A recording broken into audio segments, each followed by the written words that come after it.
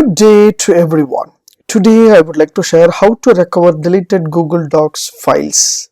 Let me show you how to do that. Yes, from my laptop I just open Chrome browser and I just open Google Docs from the Chrome browser. So unfortunately I have deleted some other files from my Google Docs. So these are the important files which I deleted unfortunately. So how to recover? For example, I just deleted this resume file. So it is showing like move to trash. So while I click here move to trash, means automatically it will move to the trash. I don't know where it is stored over here.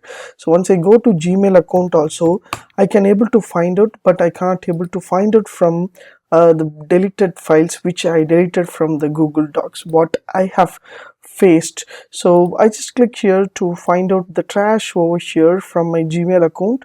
Once I click here, there is no trash over here. So whatever the Google Docs files will be deleted, means automatically it will store in Google Drive over here. So what you have to do here, just click here the Google Apps and just go to Google Drive. So once you click here Google Drive, automatically it will show what are the stored files, everything will be there. So here in your right hand side corner you will find, your left hand side corner you will find a drive and home button, everything. Just click here for the trash. So you can click here for the trash, automatically you will get your resume over here.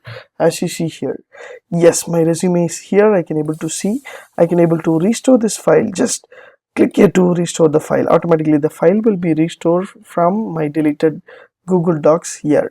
My resumes came here, so without any other delay. So the trash file will be stored here in Google Drive. You can see the trash from your Google Drive. You can just click here to restore the file or delete forever. So just click here to restore the file. Automatically it will restore your file and you can able to recover your files. So simple and easiest way. If your file is deleted permanently, mean you can use another way to request the Google account to get your files ready. If you like these tips, please share with your friends and subscribe my host channel. Thanks for watching, dear friends. Have a great and good day.